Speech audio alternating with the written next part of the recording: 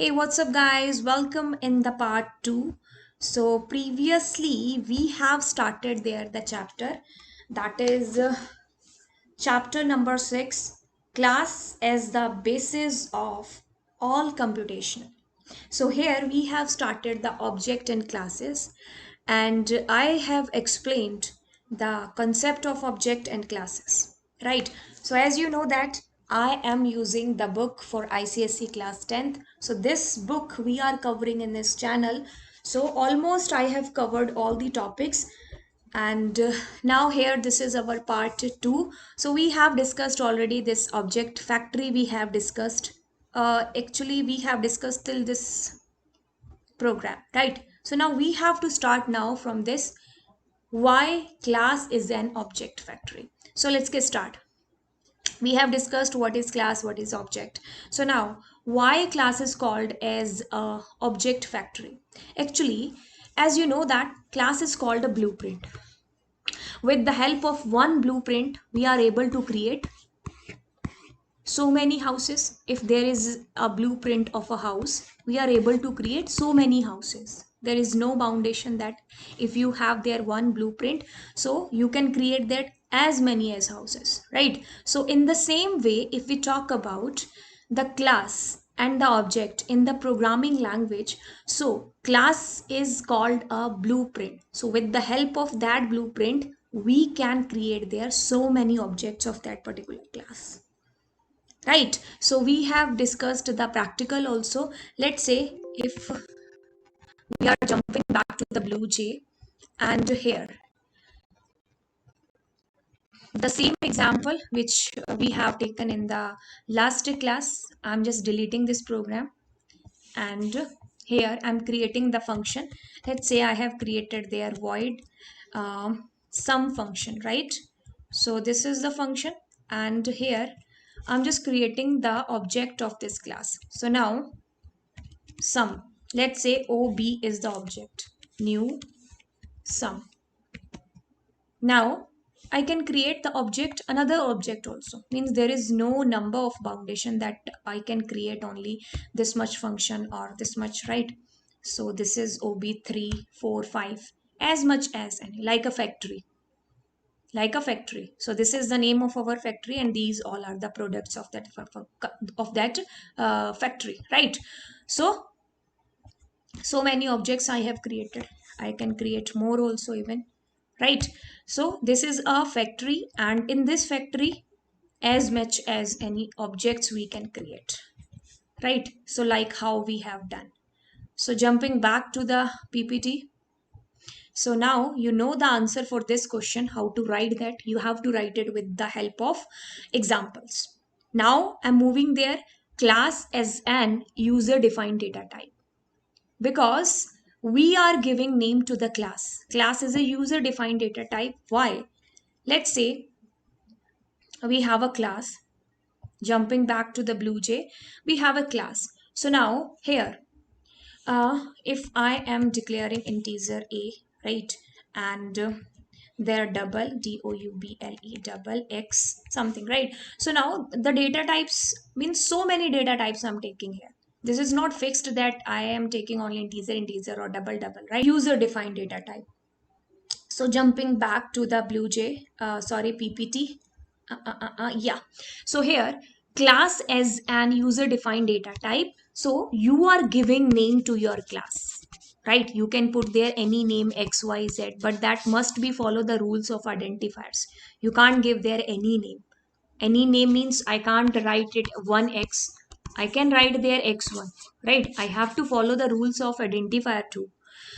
If I talk about the primitive data type and non-primitive data type, which is also called the user-defined data type, which is created by the programmer, okay, which is created by the programmer himself. Let's say the classes, interfaces, okay. So these all are the user-defined data types, non-primitive data types. We have the primitive data type, short, integer, long, double. All these data types we can use inside a class, right? So that is called the non-primitive. We are creating this class, right? So this is user defined data type. Moving again, so what is the difference between object and class? Object is an instance of a class. Yes, we have discussed in the previous part also. So why the object is an instance of a class? If there is class, so there is object. If we imagine the object, so that means without class we cannot imagine that. A class is a blueprint, or we can say that a one kind of template it is, from which the object are created, right? So with the help of one blueprint we are able to create so many houses if there is blueprint of a house. So in the same way we have a class, so as many as objects we can create. Object is a real world entity. For example, pen, laptop, these all are the real world objects. Class is a group of the similar objects, right? Let's say banana, apple, and anything guava, right? So the class will be what? Fruit will be the class, right? So object is a physical entity, so the class is a logical entity. Object is created through new keyword. We have already discussed the new keyword. Through that the object is going to be allocate the memory, right? So class is declared using the keyword this. We are using this keyword. With the help of this keyword, the small letter, we are creating the class. Object is created many times, but we have to declare the class only once. Object allocate memory when it is created, right? So we are using for that the new keyword.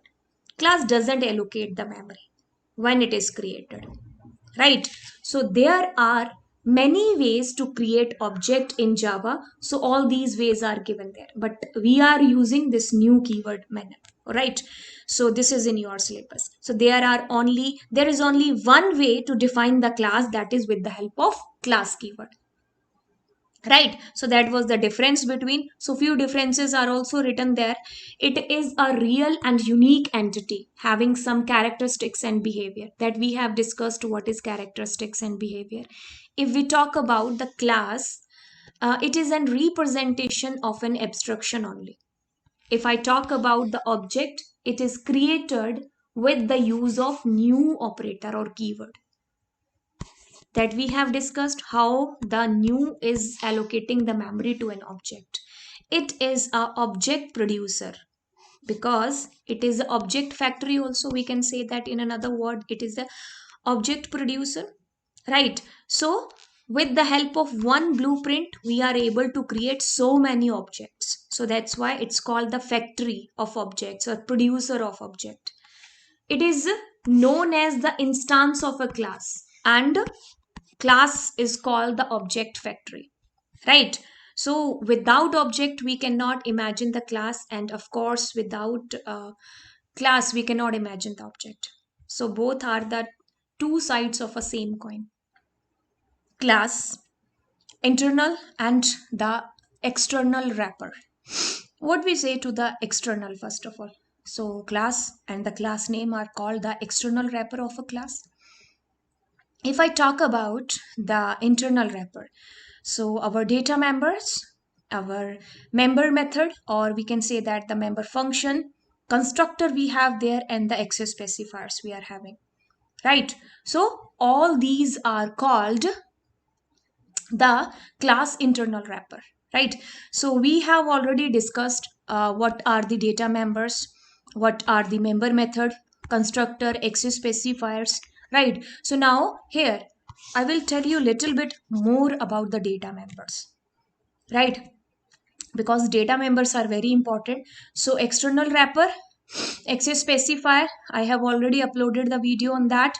What do you mean by public, protected, private, if you are putting in front of any function, any class, right? So these four type of access specifiers are there. If you are not putting there anything, means it is not a keyword. So default is default, right? So sometime you are not writing there anything, so that will be considered as a default, right? So these all are the access specifiers there we have discussed, so that's why I'm not discussing it in the same video. So I'm telling you about the data members. So first of all, we have there the static data member, right? So the static data member, it's also known as the copy variable or the class variable. Why we call to that the class variable? Because it is the class variable. For that we have to use there the static keyword. If you are using there the static keyword, so that means that is a class variable. So the allocation of the memory at the time of compilation only, right?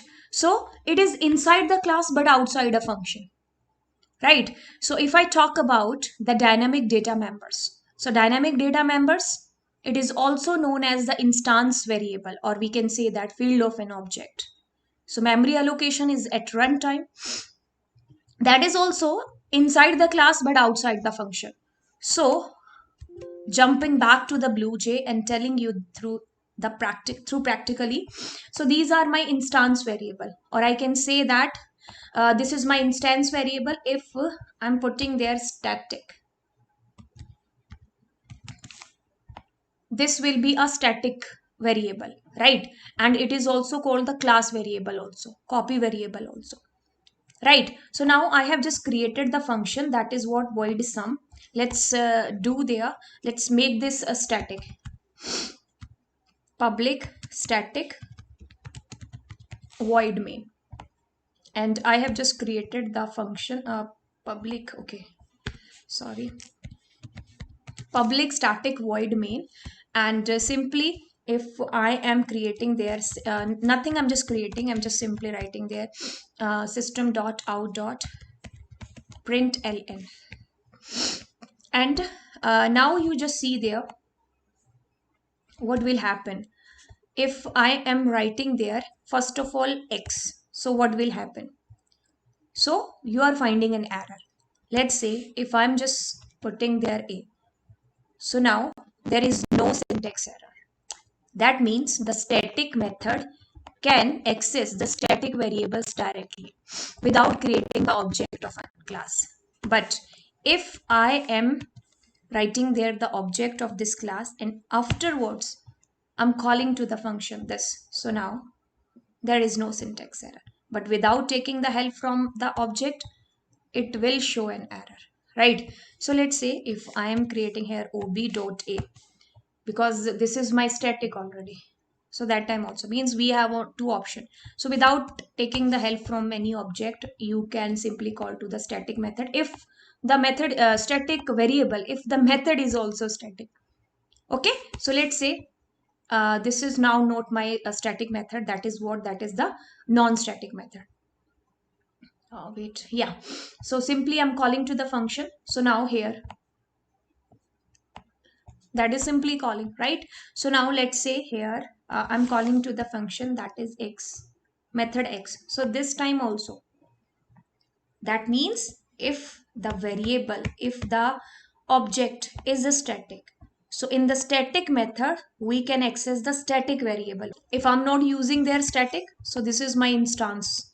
But if I'm using there the static keyword, that will be a class variable or a static variable, right? So the conclusion is what?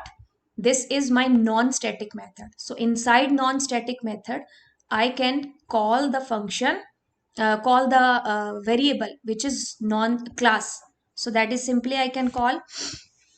And if I'm writing a is a static variable, and this also I can call. But if I am putting there the static, that means simply I can call. But if I am calling to the x, so this time it will create an error. So for that, simply you can write there ob.x means the object of this class, through that, right? So that we have done. So this is the exact meaning of static data members and the dynamic data members. That is what the instance, and the static, that is what the class in the copy variable, right? So this is given there.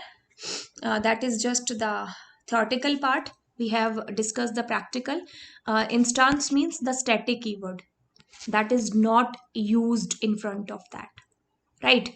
So declaration is inside the class but outside the method.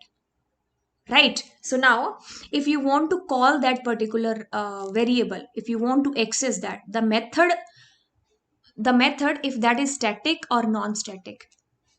If the method is static, you can't call to this, you can't access to the instance variable. For that you have to create the object first of all, the static keyword. So that means that is the class variable and the static variable, right? So that type of variable are used with the help of static keyword. So no, for that either you are creating there the static method or non-static method. So with the help of both the methods, you are able to access these type of variables which are having there the static keyword, like how we have done the practical, right? So this we have done there. So I hope you people understood the concept, the basic concept. So this was our second video, we can say that, of the chapter number 6. So we have done the class as the basis of all computation. Okay, so if you are using this book, so that is the chapter number 6, right? So I hope you people understood. Please post your comment, and if you want a specific lecture on a specific